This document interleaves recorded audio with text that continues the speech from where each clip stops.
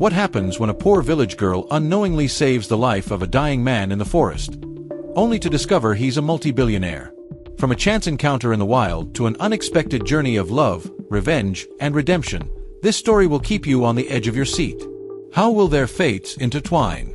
Will kindness and courage be enough to overcome the world's darkest secrets? Comment below with your thoughts and predictions, and let us know what you think of Elira's courage. Subscribe to follow along with more gripping stories, and may all those who subscribe be blessed with happiness and success. Don't miss out, this journey is just getting started. Far away from the noise of city traffic and the glint of skyscrapers, nestled deep in the emerald arms of a forgotten mountain range, lay a small village called Soraya. The people of Soraya lived simple lives, no internet, no supermarkets, and certainly no luxury cars. Life there moved to the rhythm of the seasons, and among the villagers, none were poorer or more diligent than a girl named Elira. At 19, Elira had the weathered hands of someone twice her age. She woke before the roosters crowed, fetching water from a stream that carved its way through the forest like a silver ribbon. Her father had passed years ago, lost to illness they couldn't afford to treat, and her mother's health had been declining slowly ever since. Elira did everything. She farmed, she gathered herbs, she sewed torn clothes for her neighbors just to earn a few coins. But what truly set her apart wasn't her hardship, it was her spirit. No one ever saw her complain. Her almond eyes sparkled with quiet strength, and when she smiled, it was as if the sun had climbed over the mountains just for her. Little did Elira know, the forest she knew so well was about to lead her into a life she could never have imagined. The rain had come suddenly that morning. Not a soft drizzle, but a fierce downpour that turned the earth to mud and made the forest paths treacherous. But Elira had no choice. Her mother's fever was rising, and she needed herbs that only grew in the inner part of the woods, a place most villagers avoided. Clutching a woven basket under her shawl, Elira pressed on, letting instinct guide her deeper into the forest. The trees grew denser here. The canopy above darkened the floor, and strange birds called out from hidden branches. Then she saw him. At first, she thought it was just a pile of discarded fabric near a fallen tree. But as she crept closer, she realized it was a man, unmoving, soaked in mud and blood. His suit, though torn and covered in grime, had once been expensive. There was a silver watch on his wrist, half buried in leaves, the kind no one in Soraya could ever afford. Elira knelt beside him, heart pounding. She pressed her fingers to his neck. A faint pulse, weak, but present. She could have run back for help, but she knew too well it would take hours, and he didn't have that kind of time. "I can't leave you here," she whispered, her voice trembling. "Hang on." Without another thought, she tore her shawl into strips, bound his wounds with practiced care, and, with strength born of desperation, dragged his body onto a makeshift sled of branches and cloth. The villagers would think her mad. But Elira didn't care. It took her nearly 2 hours to reach her hut, her back aching and her palms bleeding. The rain had stopped, but the wind had turned cold, and her teeth chattered as she eased the unconscious man onto a bed of straw near the fireplace. Her mother, too weak to protest, watched in silent shock. "Who is he, Elira?" "I don't know, Mama," she said breathlessly. "But he's dying." For days, Elira tended to him. She boiled roots, ground leaves into paste, changed his bandages with the same devotion she gave her mother. Every so often, he'd stir, mutter things she didn't understand. English, his voice deep, foreign. She couldn't make sense of it, but the fear in his tone was unmistakable. He had bruises on his ribs that suggested he'd been beaten, a gash along his hairline, and the coat he'd worn had the faint scent of smoke and gunpowder. Who was this man? Why had he been alone in the forest? Each day, he grew stronger. But Elira didn't know that his awakening would be the first domino in a series of events that would shatter the stillness of her world forever. The man awoke on the morning of the 6th day. His eyes fluttered open, revealing a striking shade of steel gray, eyes that held both confusion and pain. He tried to rise, but the sharp stab of his ribs forced him back down, gritting his teeth. "Don't move," Elira said softly, placing a cool cloth against his forehead. "You're safe." He blinked, staring at the thatched roof above him, then at the flickering fire. He didn't speak. "Can you understand me?" she asked again, slower this time. A faint nod. "What's your name?" He opened his mouth, hesitated, then frowned. His brow furrowed as he tried to reach back into the fog of his memory, but it was blank. His breathing quickened. I don't know, he rasped. I don't remember anything. His voice was hoarse, unfamiliar even to himself. The way he gripped the blanket, as if the walls around him might collapse, told her he wasn't lying. You've had a bad injury to your head, Elira said gently. Your memory may come back slowly. He looked at her then, really looked. There was something in her eyes. Not pity, not fear, but strength. A grounded kind of kindness that didn't ask questions. She offered him a wooden bowl of warm broth. You need to eat. You were barely breathing when I found you. The man took the bowl in trembling hands.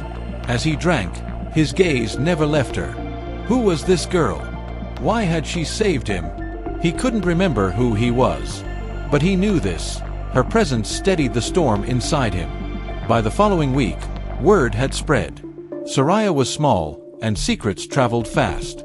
Whispers passed from one porch to the next. The poor girl Elira was hiding a strange man in her home.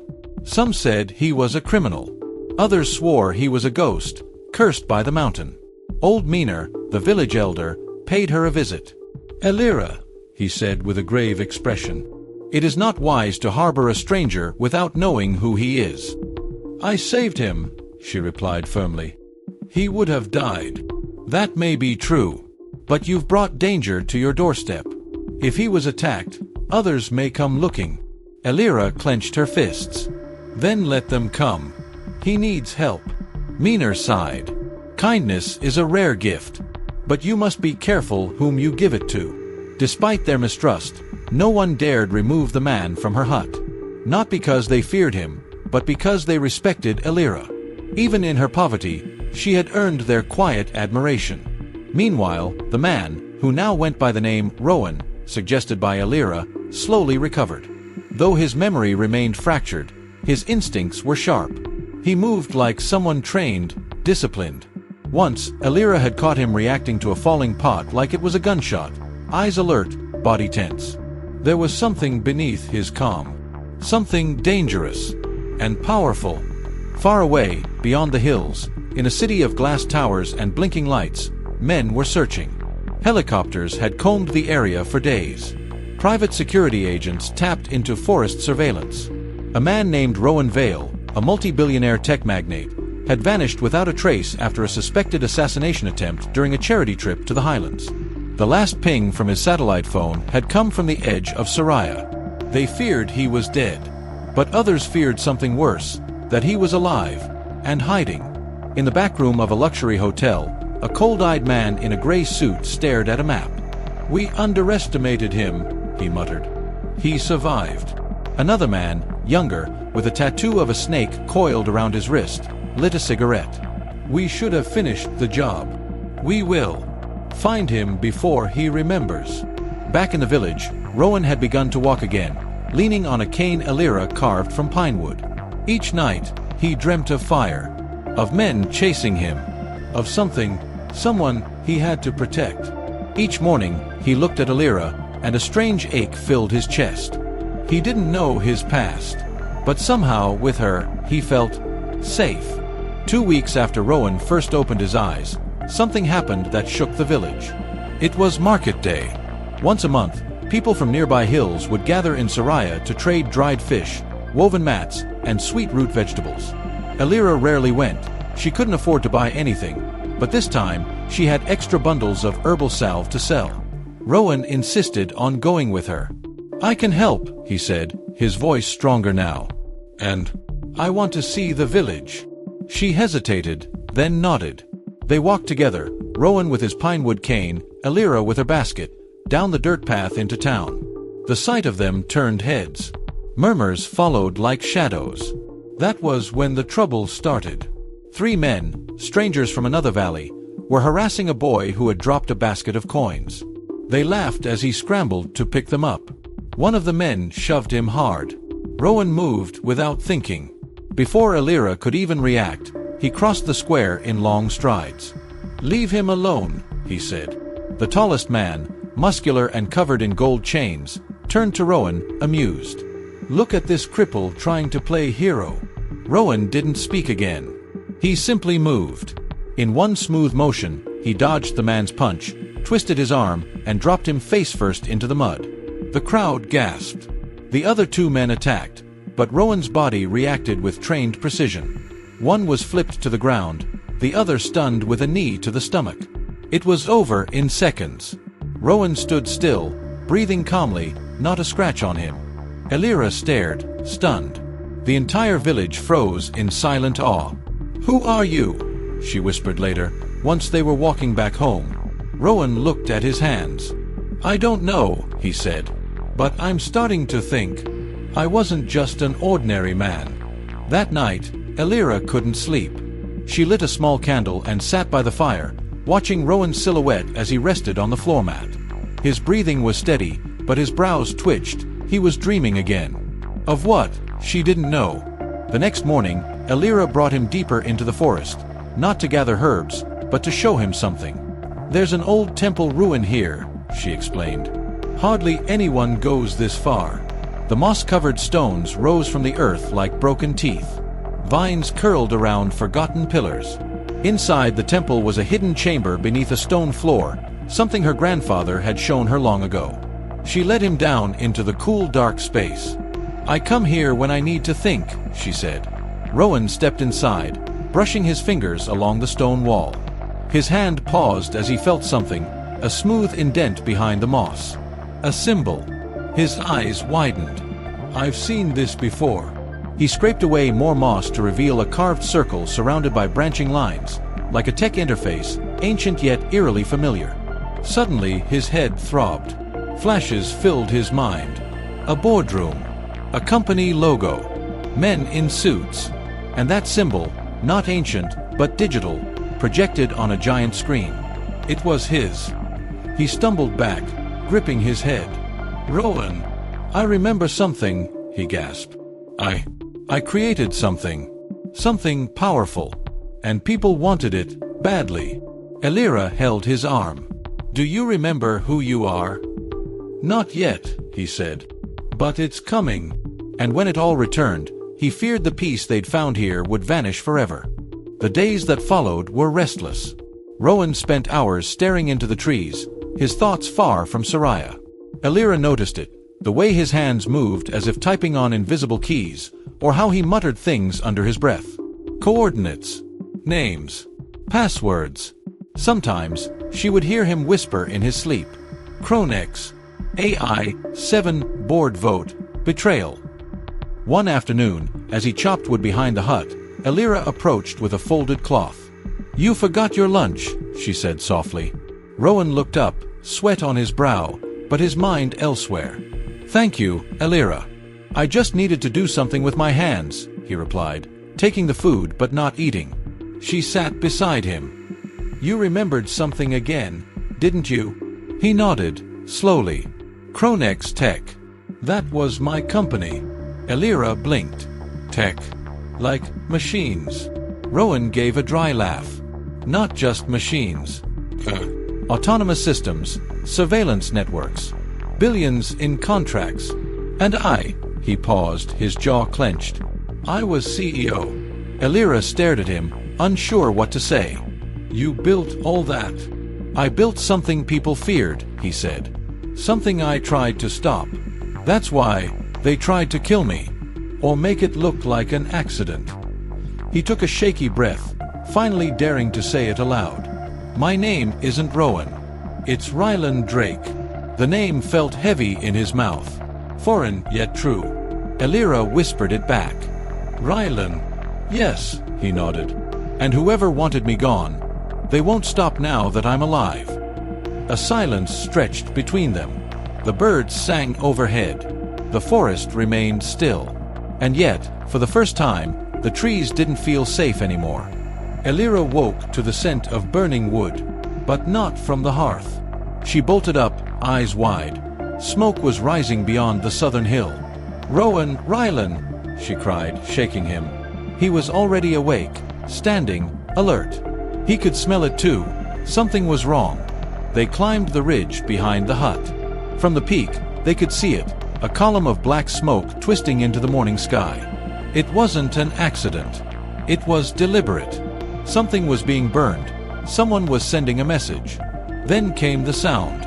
A drone, high-pitched, mechanical, buzzing above the canopy.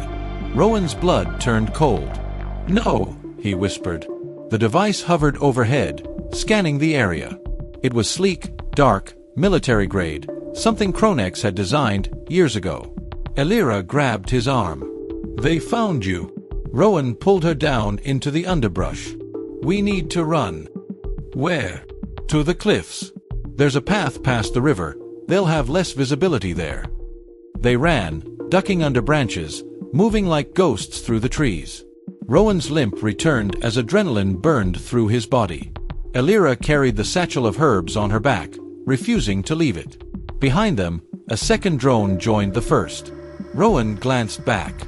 "They're tracking my signal." "What signal?" He tapped the base of his neck. "Implant. It's still inside me." Elira's eyes widened. "We can cut it out." "We don't have the tools," he said, gritting his teeth. "But I know someone who does." Elira stopped. "Who?" He turned to her, a fire in his eyes. "A woman named Kayla. She used to be my head of security, if she hasn't betrayed me." "And where is she?" Rowan's voice was cold and clear. "Jakarta." Elira's breath caught in her throat. They weren't just running anymore. They were heading back to the world he came from.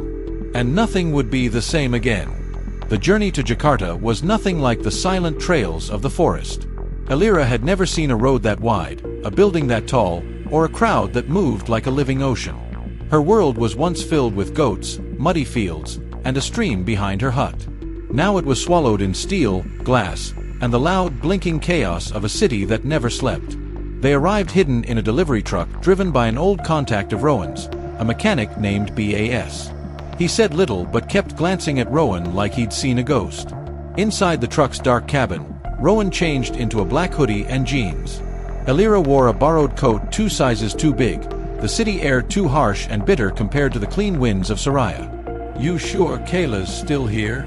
Bas asked as he dropped them at the edge of a quiet industrial park. Rowan gave a tight nod. "If she's alive, she'll be watching Kronex's underground feeds. That means she's hiding. And that means she'll be here." Elira gripped his sleeve. "Can we trust her?" Rowan looked at her, his voice low. "She once saved my life. I don't know if that means she still will." They approached an abandoned warehouse, its front covered in rust and graffiti. But the keypad on the side door was new, hidden under a loose panel. Rowan typed in an old code. Nothing. He tried again. Beep. The door slid open. Inside, the space was dim, lit only by neon blue strips along the ceiling. Computer banks hummed. Surveillance screens lined the wall, all showing live feeds from Kronex satellites, news broadcasts, and military maps. And there she stood. Kayla. She was tall, imposing, in a dark tactical jacket. Her hair was braided tight. A scar ran down the side of her neck, one she didn't have the last time he saw her. Her eyes locked onto him.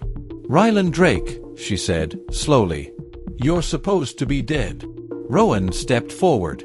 "Not yet. But someone tried." She crossed her arms. "You shouldn't have come here. I had no choice. I need you to remove the tracker.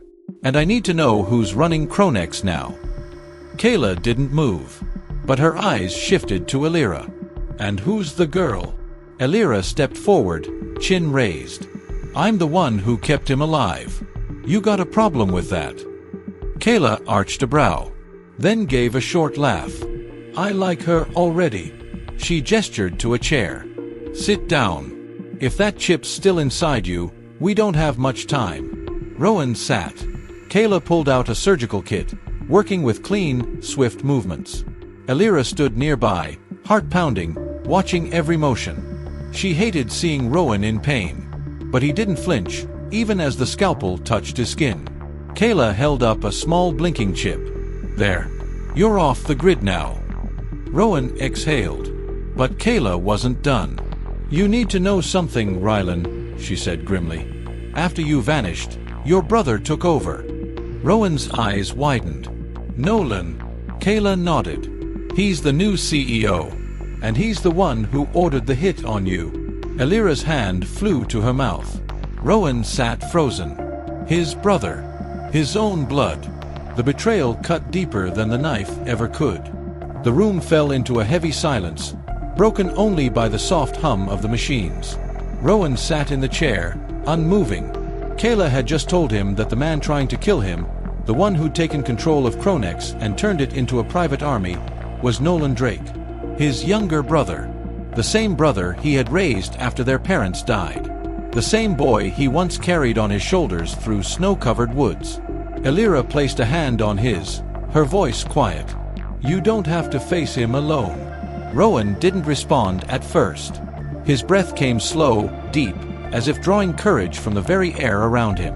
When he finally looked up, there was no fear in his eyes, only cold resolve. "I should have seen it.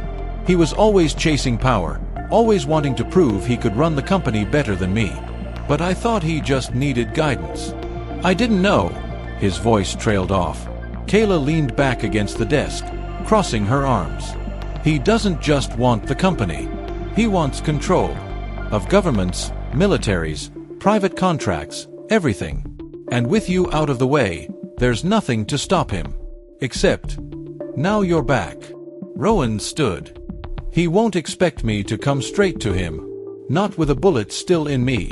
Not with the company fully under his command." Kayla narrowed her eyes. "You want to confront him?" "I want the truth," Rowan said.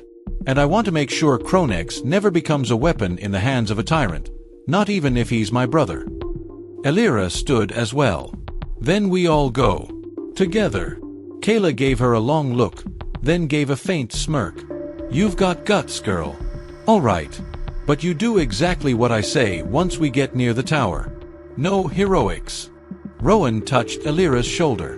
"You don't have to." "I do," she interrupted. "You think I'd just let you walk into that building alone, after everything? You saved my village, Rowan. I'll help you save your world." That night, they prepared for war. Kayla loaded weapons, copied data from Kronex's hidden servers, and uploaded a virus into the company's satellite network, one that could disable their entire surveillance system for 30 minutes. It would be enough. Rowan dressed in a tactical suit Kayla had kept since the old days. Elira wore dark clothing and kept her knife close. It wasn't much, but it made her feel strong. As they approached Kronex Tower in a stolen black van, the skyline of Jakarta glowed like fire. The tower itself, once Rowan's home, his fortress, now felt like the belly of a beast. They parked beneath the loading docks and used an old access tunnel that Rowan had designed himself years ago, a backup route for emergencies. No alarms went off. The virus worked. They entered the service levels, rising through silent freight elevators, creeping through security checkpoints that no longer recognized Rowan's face. And then, the top floor. The executive suite. Rowan stepped into the room where he used to hold board meetings, where he signed billion-dollar deals and discussed defense contracts. Now, it was quiet, until the double doors opened. Nolan Drake entered, flanked by 2 armed guards in black suits. His hair slicked back, his eyes sharp and confident, but cold. "Well," he said with a smirk, "I was beginning to wonder if you were really dead. I almost hoped you were." Rowan stood tall. "You tried to have me killed." Nolan shrugged. "You gave me no choice. You were weak, brother. You thought Kronex could be a force for peace. I've made it powerful." "You turned it into a weapon," Rowan said. "You betrayed everything we built." "No," Nolan snapped, voice rising. "You betrayed it. You held it back. I unleashed its potential." The guards raised their weapons. Kayla moved in a flash. 2 darts flew from her wrist device. Both guards fell, unconscious. Nolan didn't even blink. "So you brought the ghost back too. How fitting." Elira stepped beside Rowan. "I know your type," she said quietly. "You think power makes you untouchable. But you're wrong." Nolan laughed. "And who are you? His little savior? A village girl who plays soldier now?" Rowan stepped forward, his voice calm. She's more human than you'll ever be, Nolan. And she reminded me of something I'd forgotten, who I really am. Nolan's hand twitched near his belt. Kayla shouted, "He's going for the pulse gun." But Rowan was faster. He tackled Nolan, the two brothers crashing against the desk. They struggled, fists landing, years of rage and pain unleashed in silence. Then Rowan pinned him, blood trickling from his lip. "I'm taking Kronex back," Rowan said through clenched teeth. "You can stand down, or disappear." Nolan spat. "You don't have the spine." Rowan stood. "Kayla." She tapped a button on her wrist. A massive file appeared on every screen, evidence of Nolan's corruption, contracts with criminal regimes, off-book assassinations. It was broadcast live to every major media outlet. Nolan stared in horror. Rowan looked at him once more. "Goodbye, brother." Elira took his hand, and together they walked away from the tower. The tale of poor village girl rescues a dying man in the forest unaware he is a multi-billionaire teaches us that kindness, courage, and honesty can transform lives, even change the course of fate. Elira, a humble girl from a remote village, never imagined that a simple act of saving a stranger in the forest would ripple into a powerful story of love, redemption, and justice. From the shadows of the woods to the heights of corporate towers, she proved that true value doesn't lie in wealth or status, but in the purity of the heart. We also learned that power without compassion leads to ruin. Rowan, who nearly lost everything, found strength not in his fortune, but in the trust and goodness of someone who saw his humanity, not his bank account. Through Elira, he rediscovered purpose, hope, and the strength to fight back with integrity. Thank you so much for staying with this story until the end. If you enjoyed this journey filled with emotion, suspense, and a powerful life lesson, don't forget to like this story, leave a comment sharing your favorite moment, subscribe so you won't miss the next inspiring tale. See you in the next story.